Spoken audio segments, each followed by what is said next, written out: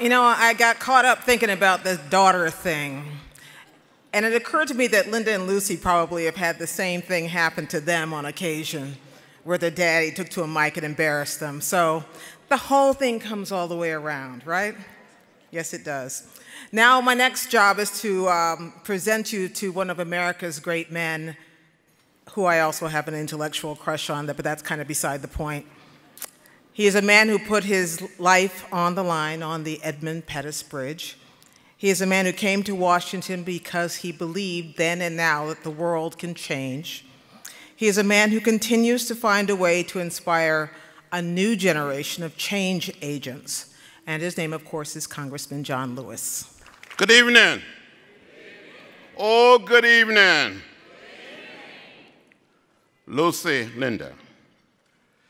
My beloved brothers and sisters, I'm delighted to be here tonight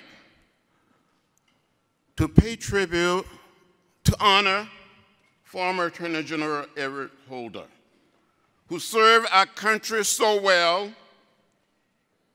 It is so fitting and so appropriate for this good man to receive the Liberty and Justice for All Award granted by the LBJ Foundation.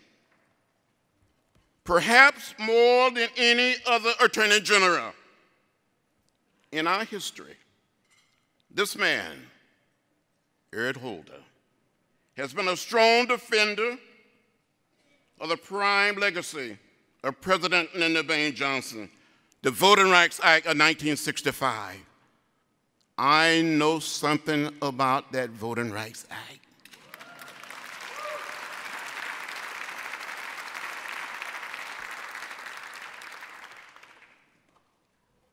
Eric Holder, this good and decent man. I know Eric.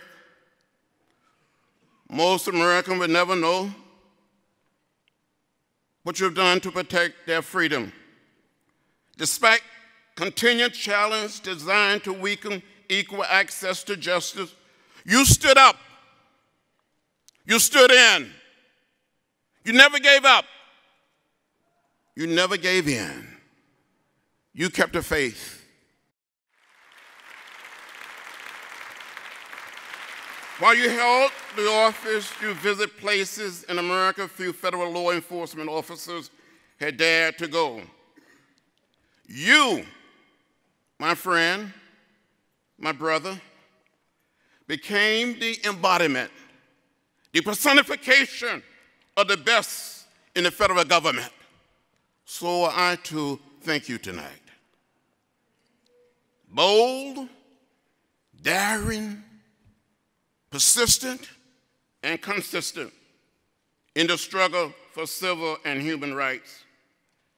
That legacy is shut up in your bones, and it is written on your heart. When you served this country as Attorney General, countless and nameless citizens felt they finally had someone on their side. You know, I cried. I shedded some tears when you stepped down. But I'm glad to see you. Thank you for being you. We love you. I don't know what our country would be like if you had not served in the Department of Justice for so many years and as Attorney General.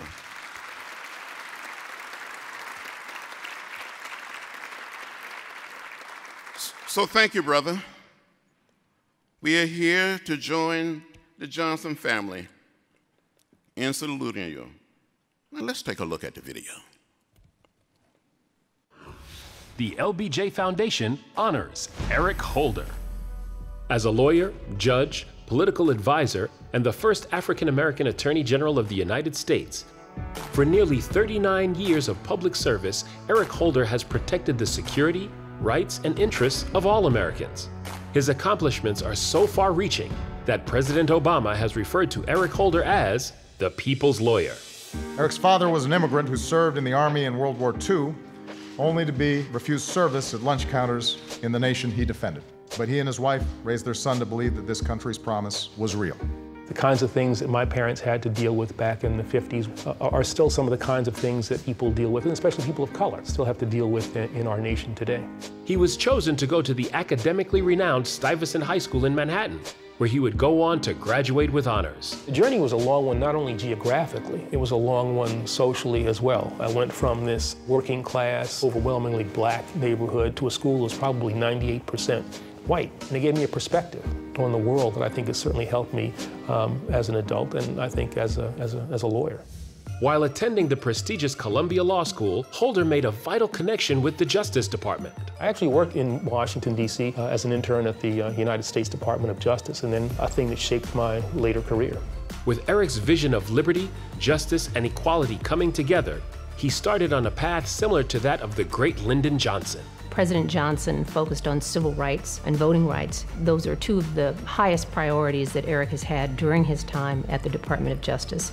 The work of President Johnson is something that gave me the notion that public service was something that was laudable, that was noble. The aims are to deal with discrimination wherever it is found, whether it's directed at people because of their gender, because of their sexual orientation, or because of their race. His determination to fight for justice led him to several high-level appointments. And then, in 2008, President Obama appointed Eric Holder the 82nd Attorney General of the United States of America. I remember answering the phone and someone saying, you know, President-elect Obama would like to speak to Eric Holder. She said, "It's Barack Obama." You're overcome at that point. I think I made a joke. I said, well, I have to think about this. And I said, I've thought about it. And I remember thinking, hanging up the phone, thinking that, wow, you are really about to be part of something big. Eric Holder would now have the platform to see that equal justice would be available to all Americans. To reduce the crime rate and the federal prison population at the same time. There are very few people, and even very few attorney generals, who have made such a huge impact on the freedom of literally millions of gay Americans. His distinguished service to his country has garnered Attorney General Holder the highest accolades. Eric is a man of courage, integrity. When public opinion was on a different side, Eric was able to speak out when things weren't popular. He's helped restore faith in our justice system at the highest level of our government. Having good men who are willing to fight for what's right, that's a rare thing. That's a powerful thing. Eric, your country thanks you. Our society has moved in substantial ways that would not have been possible without the work of Lyndon Johnson. And as a result of his work, I'm here today, receiving this wonderful award. This means the world to me.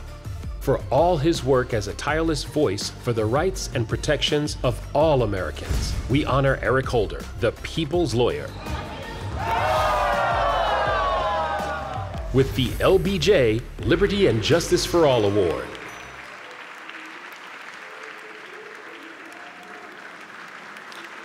Please welcome to the stage the recipient of the 2015 Liberty and Justice for All Award, former Attorney General Eric Holder. Senator Hatch, I just wanted to say something special about him. He is, John Kennedy wrote a book called Profiles in Courage. Orrin Hatch has consistently said very publicly that he is a friend of mine. And I think that is an extreme profile in courage. Lucy and Linda, thank you all so much for recognizing me this evening, the foundation as well. It has become a pleasure to be able to say that I have gotten to know you all as Attorney General. I'm going to say some more things about you, Congressman Lewis. But I also want to thank my lovely wife, Sharon, who you saw in the video. She is the popular one in our family. She's a very renowned OBGYN here in Washington, D.C., and in D.C., I'm really known as Mr. Sharon. She's delivered like everybody's baby, takes care of all the women in Washington. See? Right? Everybody loves her. Me, And I also want to recognize and thank my staff, my former staff. Where are you out there? There we go. Come on, stand up. Shirlethia, Margaret, Kevin. Matt, where are you? Oh, up here, okay. How come you're up there? What's this? Okay. I am truly gratified to receive this award named for a man who I think is a founding father of the second America. The breadth of Lyndon Johnson's genuine concerns for forgotten Americans is matched only by the sweep of his legislative accomplishments, which made the promise of this great nation more real for millions and literally changed this country. And to receive this award from another founding father, John Lewis, is a true honor.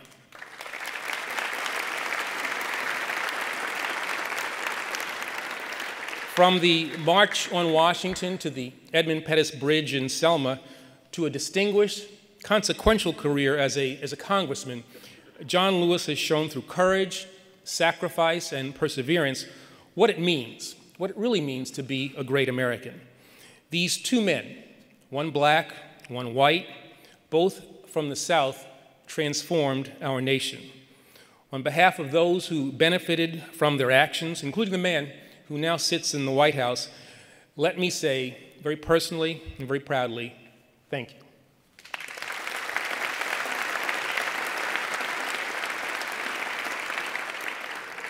Tonight is a time for reflection and for recognition, but as ever, it is also a time for recommitment. We have painfully learned that there are no permanent victories, only triumphs that must be jealously guarded and rigorously protected. 50 years after the passage of truly landmark civil rights legislation, too many of our fellow citizens are still denied that to which they are entitled by right. The core of the Voting Rights Act, the jewel of the movement led by President Johnson and Congressman Lewis, has been decimated by a wrongfully decided Supreme Court decision. Unnecessary impediments to the most basic of American rights, casting a ballot, are, as a direct result, proliferating. Despite recent progress, sexual orientation is still a basis for discrimination. Our criminal justice system cries out for reform. Through the history of this nation, we know that every generation is tested and called upon to make real the promise of our democracy. So it was for Lyndon Johnson, so it was for John Lewis, so it is again. So it is for this generation. So it is for the distinguished members of Congress who are here with us tonight. There are issues to confront, solutions to be crafted, lives to be made better. Those with the ability to construct answers to our problems must feel finally the fierce urgency of now. Our government simply must act on a multiplicity of issues. All of us must honor those who sacrificed so much so that my generation in this time might experience that which so many in the past were cruelly denied. And we owe to future generations our best efforts at giving them a nation that is more fair and more just. We must never forget that history demonstrates that positive change is not inevitable. It is the product of vision, sacrifice, hard work, and commitment. Now, I accept this honor and pledge my best efforts to work with all of you and in memory of a great president in an effort to guarantee for our fellow citizens a nation that lives up to its founding documents. Now, what makes our nation truly exceptional is its capacity for critical introspection and change. America in 2015 is fundamentally different, fundamentally more fair than the country that Lyndon Johnson was born into and that he then put on the path to true equality. The arc of President Johnson's life is empirical proof that the nation can be made better. With concerted action, with perseverance, and with faith in each other, the creation of the beloved community is within our grasp. So let us leave tonight realistic about the challenges before us, optimistic about our chances for ultimate success, and recommitted to this uniquely American endeavor. Thank you very much.